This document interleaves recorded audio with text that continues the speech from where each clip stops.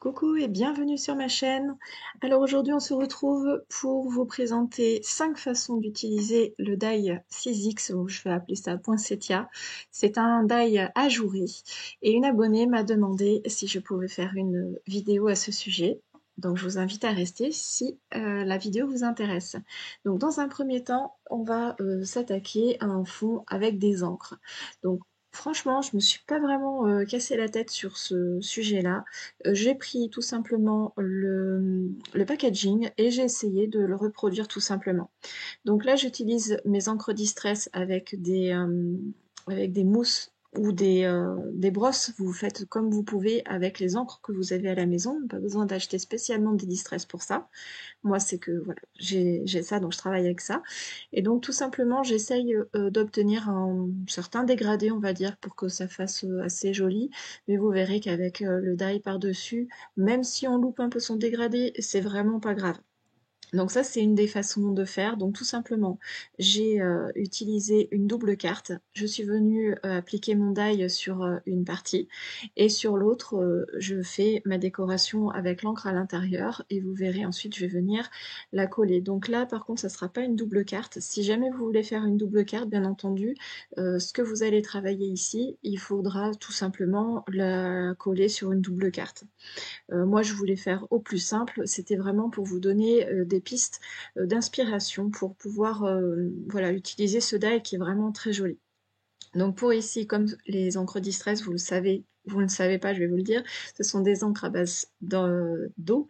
Donc du coup, elles réagissent en fait tout simplement quand on pchite de l'eau et donc j'aime bien obtenir cet petit effet de tache. Pour avoir un supplément de texture, je vais aller appliquer avec un tampon. Alors vous choisissez un tampon comme vous avez à la maison, hein, pas forcément sur le thème de Noël, bien que le poinsettia ça soit une fleur de Noël. Mais là, ce sont un tampon de fond avec plein d'écritures sur le thème voilà, de Noël et de tous les mots qui peuvent s'y rapprocher.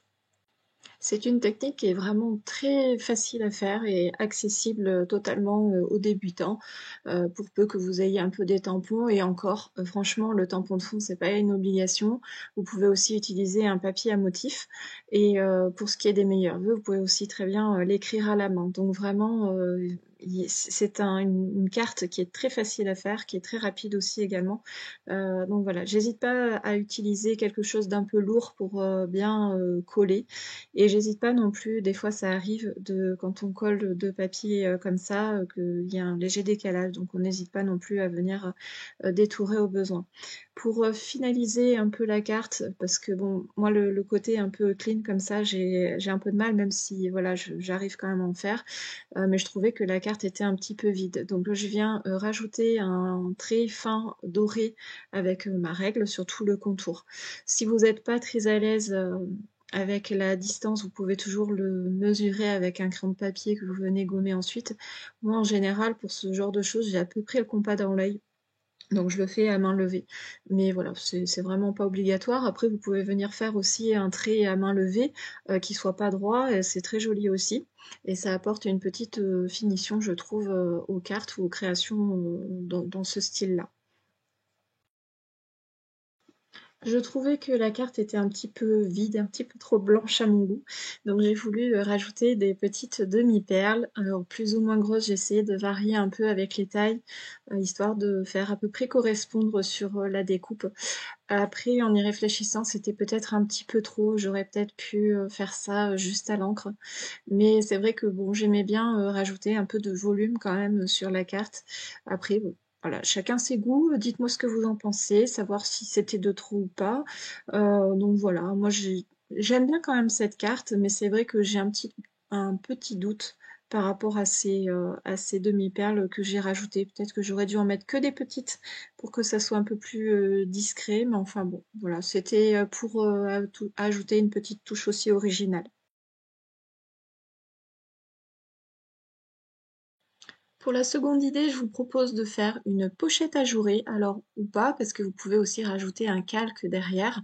Il suffit juste de découper la forme et de venir ensuite finir de le détourer au ciseau en laissant quelques millimètres tout autour. Alors, il faut laisser quand même suffisamment d'espace pour pouvoir mettre du double face ou de la colle. Donc, je vais dire entre 3 et 5 millimètres pour que ça fasse quand même assez joli. Et ça peut être vraiment une idée très sympa dans un album voilà, de rajouter des pages comme ceci. Pour la troisième idée, je vous propose d'utiliser les chutes des découpes précédentes. Alors ici, j'ai pas voulu m'embêter à faire plusieurs découpes, donc j'ai utilisé les découpes d'une seule et même feuille. Mais bien entendu, vous pouvez aussi jouer sur les couleurs, c'est-à-dire que vous allez découper de façon, voilà, dans différents papiers différents et de venir colorier en ajustant en fait les petits les tout petits bouts à l'intérieur des trous qui correspondent. Donc ici, c'est un vrai puzzle. J'entends déjà les gens qui vont me dire, oh là là, mais tu t'es cassé la tête, quelle patience tu as. Alors oui, il faut beaucoup de patience, mais franchement, j'ai trouvé cette activité très relaxante. C'était apaisant en fait de retrouver ces petits morceaux. Et d'ailleurs, une petite anecdote, quand j'étais en train de coller, je cherchais le dernier morceau et je ne le trouvais pas. Je me suis dit mince, il a dû tomber, c'était un tout petit truc. Je fais bon, comment je vais faire maintenant que j'ai tout collé? Et en fait, il était resté sur la daille, mais j'ai cherché un moment avant de savoir quoi faire. Je vais pas refaire une découpe juste pour ça quand même. Mais voilà, c'était juste pour vous raconter ça. Donc là, c'est vrai que c'est très long à faire, mais c'est très rigolo et en fait, la dimension que ça apporte, c'est encore différent par rapport à si on avait mis juste un papier dessous, je trouve. Donc c'est assez intéressant aussi cette approche-là, mais c'est vrai que pour d'autres die que vous avez qui peuvent être ajourés, vous pouvez aussi jouer comme ça. Je pense notamment à une que j'ai pas, mais qui ressemble un peu à une rosace. De jouer comme ça avec les couleurs, c'est absolument superbe. Donc là, tout ce que je vous montre, en fait, mis à part la pochette, ce sont des cartes que j'ai terminées. Donc pour vous montrer vraiment qu'on peut faire des choses aussi assez facilement, assez rapidement. Alors c'est pas grave, hein, les cartes elles partiront l'année prochaine, ça me fera des cartes d'avance, hein, vu que ce n'est plus du tout la période des fêtes. Comme pour la première carte, donc je viens faire un petit cadre avec un stylo. Donc j'en ai pris un autre cette fois-ci, j'ai pris un stylo feutre. Je crois que c'est créé, ça venait comment ça s'appelle de Cultura, leur marque. Là, je me rappelle plus de tête. Mais vous pouvez faire voilà avec un stylo de ce qu'il y a de plus classique. Après, juste pensez bien à venir nettoyer votre règle quand vous utilisez ces feutres-là, parce que ça a tendance à tacher et à l'utilisation suivante, ça serait dommage quand même de tâcher tout ça. Pour la quatrième idée, pardon, j'avais pour idée donc de faire un pochoir. Donc j'ai tout simplement utilisé une feuille de rhodoïde que voilà, j'ai fait ma découpe à l'intérieur et j'utilise en fait ça comme un pochoir. Donc ça marche plutôt bien. Il faut bien un peu espacer, on va dire, pour éviter, comme tous les pochoirs où il y a plusieurs éléments comme ça, pour éviter de mettre de l'encre dans une zone où on voudrait pas en mettre. Après, j'ai rencontré un peu quelques difficultés à découper dans ma machine. Mais bon, c'est pas grave, ça après je le découpe proprement au cutter. Alors c'est vrai que c'est pas évident à redécouper ensuite, mais on y arrive, hein, c'est pas vraiment un souci. Et là, dans mon idée, en fait, ça serait d'utiliser alors soit en pochoir genre mix média, ou alors ce que je vais vous montrer, c'est ensuite les découper pour en faire comme des die cut. Quoique j'ai un peu le doute hein, pour faire des pochoirs, pour utiliser le mix média avec la pâte de structure, parce que je pense que les feuilles de rhodoïde ne sont pas suffisamment costauds, dans le sens où une fois qu'on les a découpés, les éléments, surtout ici où il y a des éléments très fins, à mon avis, la pâte elle va passer dessous. Mais après, si vous n'avez pas de rhodoïde, j'y pensais maintenant, vous pouvez aussi utiliser des feuilles à plastifier. Donc là, je vous montre ce qu'on pourrait faire éventuellement avec. Voilà, c'était une petite expérience. J'espère que ça vous aura inspiré. Et enfin, pour la cinquième et dernière idée, je vous propose de réaliser une carte shaker. Donc c'est très facile à réaliser. Pour celles qui ne connaissent pas, il suffit d'avoir plusieurs épaisseurs. Il faut jouer aussi avec les mousses 3D ou alors vous pouvez aussi utiliser plusieurs fois la même découpe. Là, ça ne s'y prête pas parce que il y a quand même des éléments qui sont très fins, donc ça servirait à rien de mettre une shaker là-dedans. Simplement, voilà, ça prend quand même du temps pour ce modèle-là, pour faire la shaker, mais en attendant, le résultat est là. Et voilà, m'a plutôt bien amusé de réaliser tout ça. Donc, pour celles qui connaissent pas les shakers, je vais revenir rapidement dessus. Vous avez donc on va dire les épaisseurs du dessus jusqu'au en dessous. Vous avez d'abord donc votre feuille ajourée. Vous allez ensuite coller une feuille rhodoïde, donc bien sûr pour pas que ça, qu'il y ait de la transparence et pour pas que ce que vous allez mettre dans la shaker ne s'échappe non plus. Et ensuite, vous allez venir avec, donc c'est là où je vous disais, j'avais fait un modèle d'ailleurs dans ce système-là, je vous mettrai dans le i en haut à droite pour vous montrer ce dont je parle.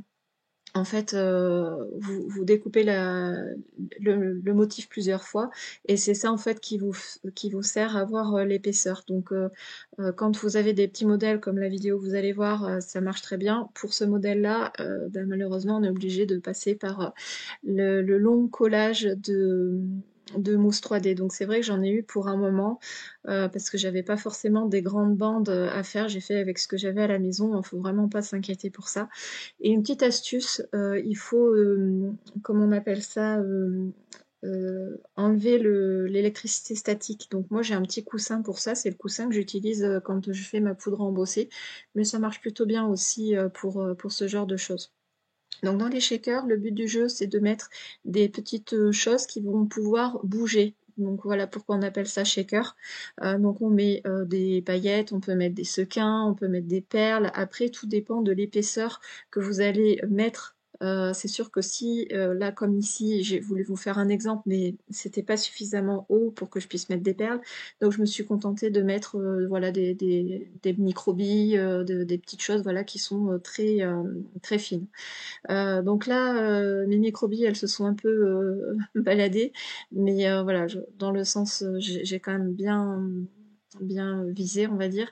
Après, la difficulté qu'il y a dans ces montages-là, surtout quand il y a un volume comme ça, enfin, une grande superficie à coller, c'est quand on colle la feuille qui viendra sous le dessous, mais donc du coup qu'on met sur le dessus, puisqu'on monte en fait ces cartes à l'envers. Je sais pas si je suis bien claire, n'hésitez pas à me laisser des commentaires si c'est pas le cas.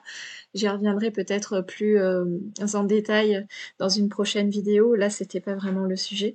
Mais voilà, quand on va coller le fond de carte, c'est là où ça devient un peu pénible parce que ben on ne voit pas très clair et on peut pas vraiment le faire dans l'autre sens non plus. Mais bon, voilà, faire des shakers, c'est vraiment très plaisant. Moi, c'est vraiment quelque chose que j'aime beaucoup réaliser. J'espère que voilà, ces 5 idées vous auront plu, pardon, et qui vous auront inspiré pour pouvoir utiliser les die que vous avez à la maison. Merci d'avoir regardé cette vidéo jusqu'au bout. N'hésitez pas à commenter, liker, partager, et on se retrouve très vite pour une prochaine vidéo. Salut!